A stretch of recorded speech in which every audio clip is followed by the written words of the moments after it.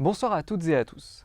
Tout au long du mois d'août, la Séance Club va vous faire voyager en vous proposant de prendre la route à la découverte ou à la redécouverte de classiques du road movie. Chaque semaine, dans le cadre de ce cycle thématique, nous vous diffuserons un film dans lequel le voyage est plus important que le point de départ ou d'arrivée. Alors, dans quelques minutes, nous vous proposons de voir ou de revoir Thelma et Louise, un film réalisé par Ridley Scott en 1991. Mais avant de vous laisser le voir, je vais vous parler de comment Thelma et Louise a permis une avancée majeure au cinéma, la féminisation d'un genre jusqu'alors très masculin. Au milieu des années 80, l'absence des femmes dans des rôles de premier plan au cinéma est devenue un véritable sujet aux États-Unis. Ainsi, en 1985, dans une page de sa bande dessinée Lesbienne à suivre, la dessinatrice Alison Bechdel mettait en scène une femme, Ginger, qui expliquait à son amie Mo qu'elle n'allait voir un film que s'il satisfaisait à 3 règles simples. 1. Il doit y avoir au moins 2 personnages féminins qui, 2, se parlent entre elles à propos, 3, d'autre chose que d'un homme. Ce simple dialogue de bande dessinée est devenu un outil assez instructif, bien qu'ayant ses limites, connu désormais sous le nom de test de Bechdel. Il faut prendre ce dispositif, non scientifique, pour ce qu'il est. Un instrument qui permet de mesurer la représentation des personnages féminins dans une fiction audiovisuelle. Et là où le test devient particulièrement pertinent, c'est quand on agrège les résultats de plusieurs films et qu'on en fait un outil statistique. Ainsi, en faisant passer le test aux 3 premiers films de notre cycle Road Movies, Easy Rider, La Balade sauvage et Paris, Texas, aucun n'arrive à dépasser ne serait-ce que la première règle, 2 personnages féminins doivent avoir un prénom.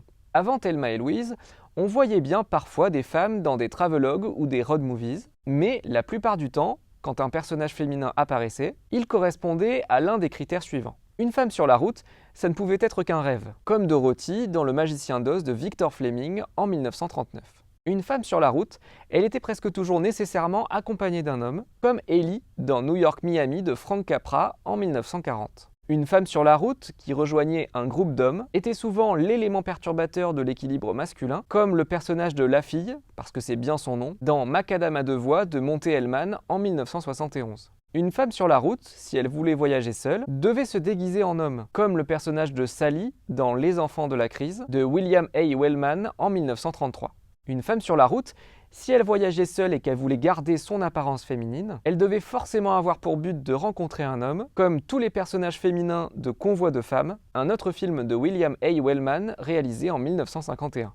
Pour être tout à fait complet, avant Thelma et Louise, certains autres road movies avaient déjà mis en scène des personnages principaux féminins qui ne correspondaient pas forcément aux caractéristiques précédentes. Comme dans le film Vanda de Barbara Loden en 1970, dans Bertha Boxcar de Martin Scorsese en 1972, ou même, pour citer un exemple non américain, dans Antoine Ilois d'Agnès Varda en 1985. Pour autant, 2 femmes qui voyageaient seules comme dans Thelma et Louise, c'était du jamais vu. Dans son essai « Les femmes sont aussi du voyage », l'autrice Lucie Azéma écrivait, je la cite, « Les femmes étant historiquement des êtres captifs, le voyage est l'un des moyens les plus symboliques pour qu'elles s'affranchissent de leurs conditions. » En effet, la route, l'extérieur en général, avait toujours été un domaine réservé du masculin au cinéma. Prendre la route pour Thelma et Louise, c'est donc casser ce schéma et commencer à s'émanciper. En héritage de la conception des cinéastes critiques de la nouvelle vague, on attribue encore trop souvent un film à son seul cinéaste. En l'occurrence, Thelma et Louise est un film de Ridley Scott. Pourtant, le film n'est pas du tout son projet, mais celui de la scénariste Callie Khouri. Au printemps 1988, cette productrice de clips musicaux eut l'idée de ce road movie féminin dont elle écrivit le scénario pendant 6 mois avec l'intention de le réaliser. Pendant longtemps, sa recherche de producteur fut vaine, le projet faisant particulièrement peur au studio. Et puis un jour, le scénario tomba dans les mains de Ridley Scott, réalisateur déjà reconnu à l'époque. Ce dernier se montra tout de suite très enthousiaste à l'idée de produire Thelma et Louise, mais souhaitait faire réaliser le film par un cinéaste aguerri. N'ayant trouvé personne qui accepte, il endossa finalement le rôle.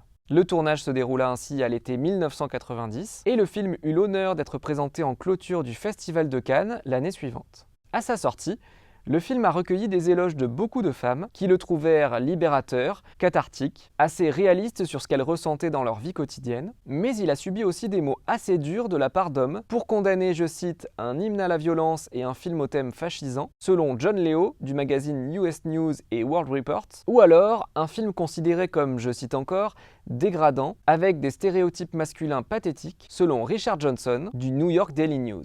Ces réactions violentes sont en fait une illustration de ce que la journaliste Susan Faludi a appelé le backlash. Après avoir acquis des droits importants dans les années 70, les femmes ont dû subir un retour de bâton lors de la décennie suivante. Mais malgré ça, Thelma et Louise a ouvert la voie des road movies aux femmes et elles n'ont jamais cessé de prendre la route au cinéma par la suite. Vous en savez désormais un peu plus sur la féminisation du road movie et je vous laisse découvrir ou redécouvrir le film pionnier de cette évolution du genre, Thelma et Louise. Si cette vidéo vous a intéressé, n'hésitez pas à aller en voir d'autres sur la page YouTube du Cinéma Rex de Sarlat. Il me reste qu'à vous souhaiter une très bonne séance et je vous dis à bientôt au cinéma.